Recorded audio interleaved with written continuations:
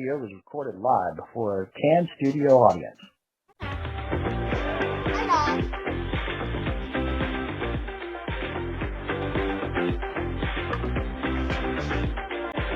It's Friday Night Movie Reviews, and here they are, Chris and Keith. Hi, Hello, I'm Keith, I'm Chris. and this is Friday Night Movie Reviews. Where am I? We have a guest coming on the show with us tonight. Hello. This is my son.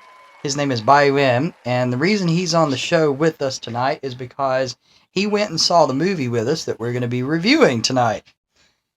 Say something, Bayu M. I'm a YouTuber. Yep. He has his own YouTube channel, so if you guys want to tune in to the YouTube channel, we'll put that in the comments, in the comment section below. No, number one fan, right, of Transformers? Is that yeah? Yeah. He's kind of a number one fan, and if you'll notice, we are all wearing a Transformers shirt. You can see the Transformer merch that we have here that we got at the theater that we go to. We have I am Optimus Prime. We have Optimus Famous, Prime huh? here with his eyes lit up. That's actually a really cool cup. We have Bumblebee right here. Mine. It's And mine. he is a popcorn holder. So if you guys go and see the new Transformers movie, it's called Transformers 1, and that's the movie we went and saw over the weekend. So we're just gonna give kind of some brief thoughts about the movie. We're not gonna give too much away because this movie is chock full of information. Oh, absolutely. Yeah, this movie, unlike what the trailers, it flows right with the old G1 80s cartoon. So there's a lot in there, and it's one of those movies I'm going to have to go back and watch to catch a lot of the Transformers that are in the background, a lot of the names that are mentioned. A lot of love and a lot of fan stuff went into this movie that was highly unexpected. Exactly. I did not expect this movie to be like this at all because, unfortunately, this movie didn't do very well over the weekend. And I have a reason why. It was the marketing. Those first two trailers Right. made it appear as if this movie could have appeared on Nick Jr. I Right. mean, it really felt that way. And then you see the final trailer, and I think a lot of people passed on it because they're like, oh, no, they wrote it off as just a simple kid movie, like in the level of like Paw Patrol, basically. Because that's the way the first trailer did come off as. Right. Because I remember we were very dismissive of the first trailer. Yeah. And then finally that final trailer came out, and we changed. We're like, okay, we're going to give this movie a chance. And ultimately, I think that's going to be this movie's downfall. I think you're probably right there, Chris, because when we first saw the trailers for the movie, the only reason why we were going to go see it is because this one right here was going completely nuts over it. And that was the only reason we were going to see the movie at all. But it turns out there was a lot of things that went into the movie. Basic premise of the movie is this is the origin story of the Transformers. It goes all the way into the background and the old lore of the Transformers franchise. Things that we did not ever expect to see in any kind of movie, much less this one here. It tells basically the origin of Cybertron. Yeah, it shows that he was a Transformer that sacrificed himself to become a planet, and he became the life force of the Transformers that lived on top What of was him. his name Right. again? Cybertron. Cybertron. Mhm. So it went into the origin of the planet. It went into the origin. This movie was about Optimus Prime and all of the Transformers that those of us who are my age, which is ancient, grew up with watching on TV when we came home from school every day. It goes and read the comic books about and played with the toys. It goes into detail about who they were before he became Optimus Prime. When he was Orion Pax, Right. which is why he looks more like this and how you know Optimus to look. Right. And how it goes into detail about how Megatron D16 became who he is, and it actually goes in. I mean, in the movies, you'll hear you'll hear Optimus Prime mention a couple of times, "You were my brother," and you wonder, wait a minute, why did he say that? Yeah. But this movie kind of goes into detail about stuff like that. Now we're not going to give too much away. That's basically all we're going to say about the movie, Yeah. because again, this movie is one of those where if you say too much about it, you're going to give away a major plot point. And I'll just say this off the bat, like, go see this movie, support this movie. It didn't deserve to just get the number 2 slot this weekend. It only Right. brought in $25 million, and Wow, this that's a movie lot. is way better than that. Like, I mean, this you've is got- a great movie. You've got Chris Hemsworth doing the voice of Orion Pax and Optimus Prime. So this isn't just some fly-by-night cartoon that you're going to be able to turn on a streaming channel at some point. I mean, you will be able to, but it's not one that you can just pass by and say, oh, well, just let the kids watch it.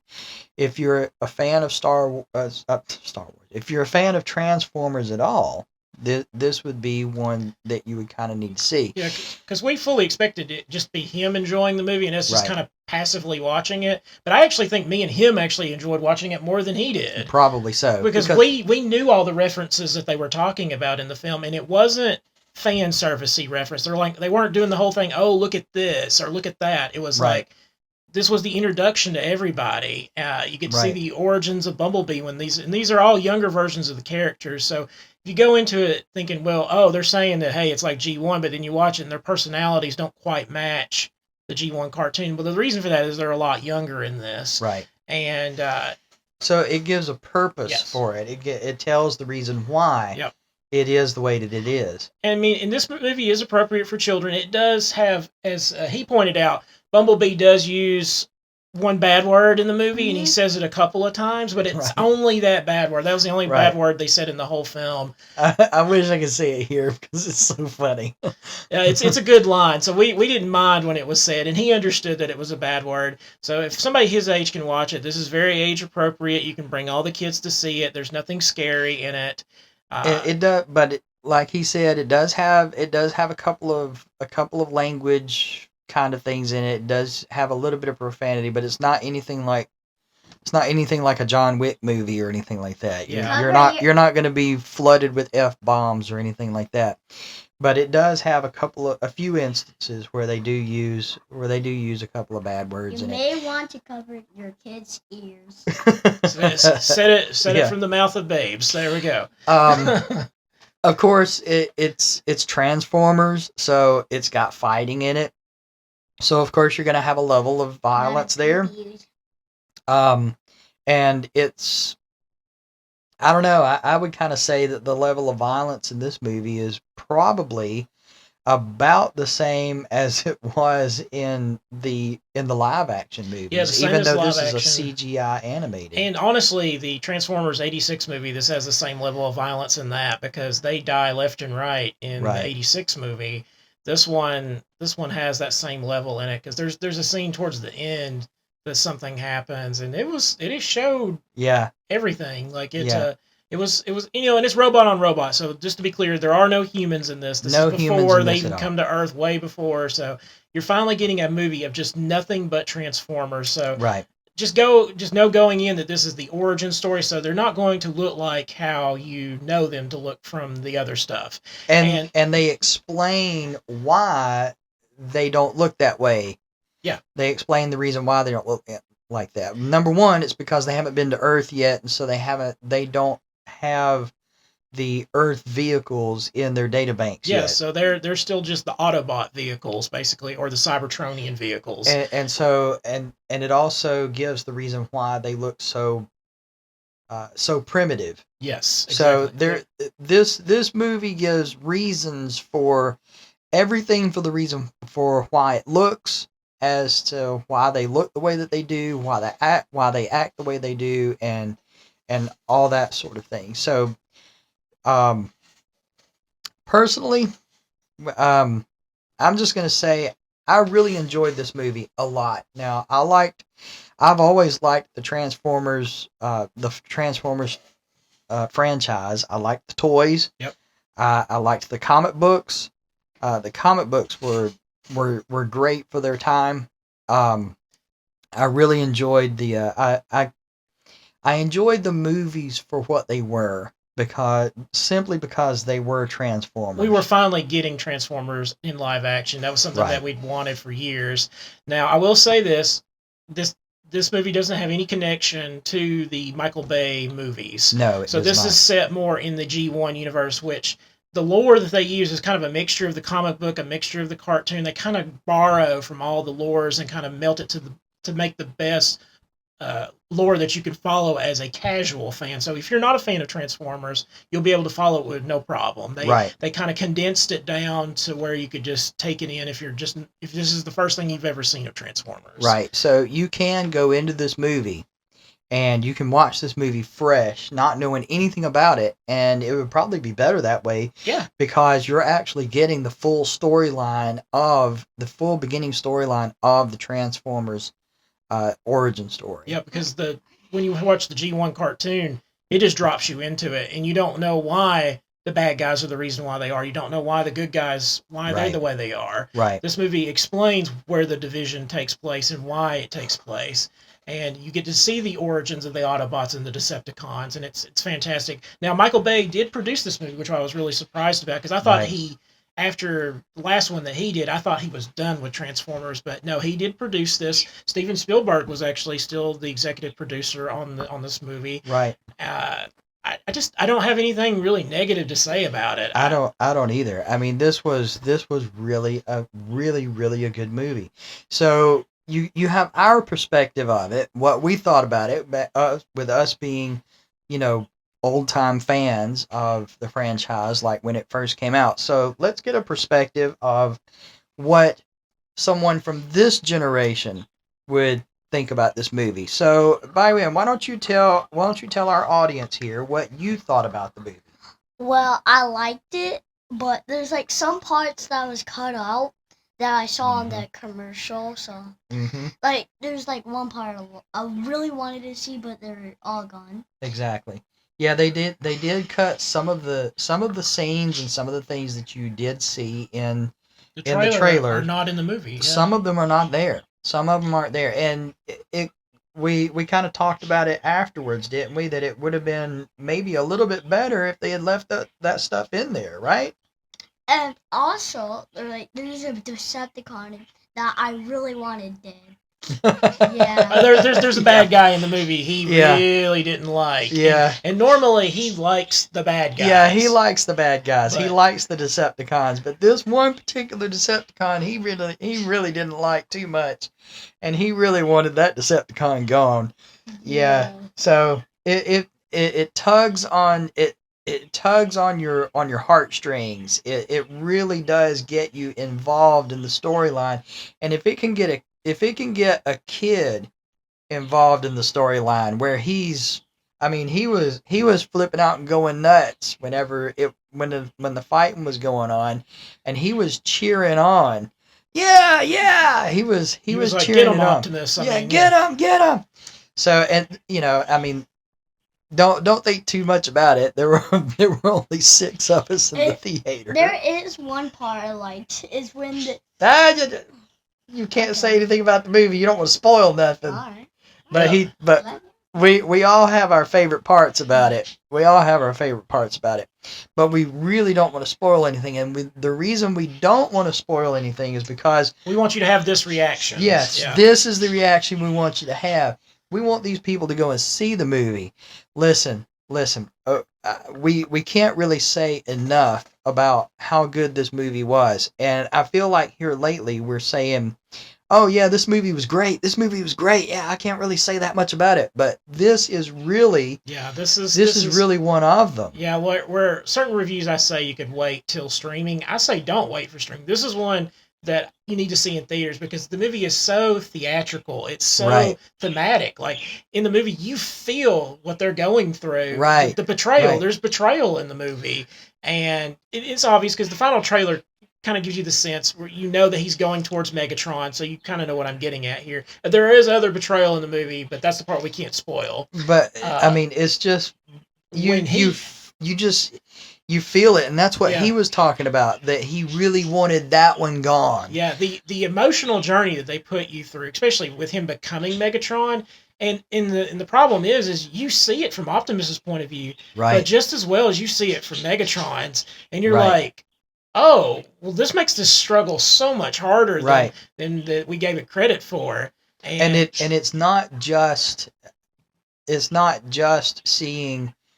We're not giving anything away here because you already know this anyway.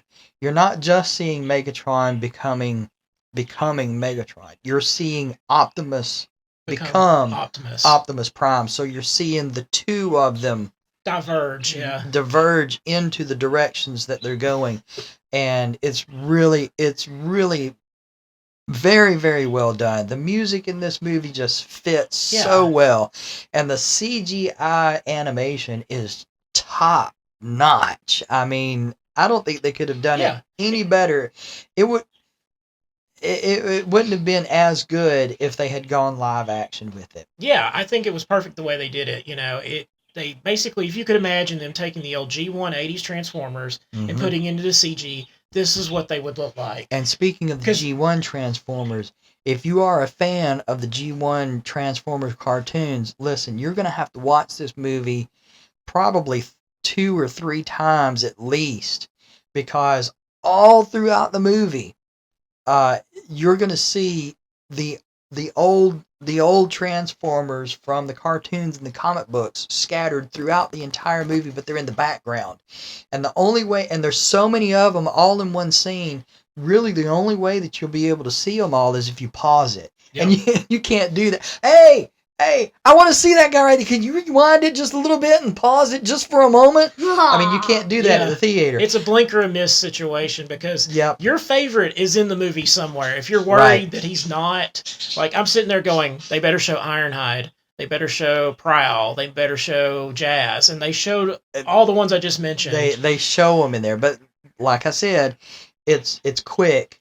It's fast, and you kind of have to pause it in order to actually see it. But they're in there. All of the old G1 Transformers are there somewhere in a scene in that movie. That's the kind of love that was put into this movie. I have 2 questions. What's that? I hope this makes a lot of money. And my second one is, was there any Easter eggs that you guys saw? Easter eggs? I did not see none. I'm sure there was some. It's one of those ones that I'm going to have to go back and watch to catch, more than likely. They mentioned characters like, they said, Dr. Ratchet, we need you in a certain area. So they let you know that Ratchet is in the universe. Right. You got to see RC. They did show her. That was one of the names I couldn't remember when we were watching. I was like, who's that pink Transformer? It's RC. I couldn't remember her name. I don't know why. Right. But yeah, There probably are stuff that I missed. The whole time I'm like looking for Easter eggs of Unicron, but I didn't see any in there because Unicron is the brother of Cybertron. He's the bad brother. So you're just all throughout the movie. You're missing stuff because you're looking for stuff, and you're missing this because you found what you were looking for. The story and the acting. I mean, that keeps you compelled. Watching Megatron's descent into him becoming who you know him is sad.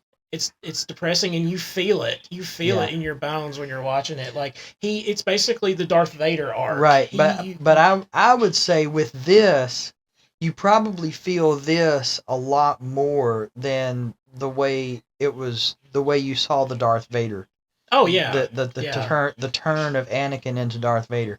There, you really feel it a lot harder. Yeah, you do. In this. Because, this is his brother, basically. Right. And they were side by side. They always had each other's back, no matter what. And for him to turn on Optimus was heartbreaking. Right. It just now, absolutely was. We didn't give anything away, so that's all in the trailer. Don't get angry. All of that's in the trailer, and you already know that from back lore anyway.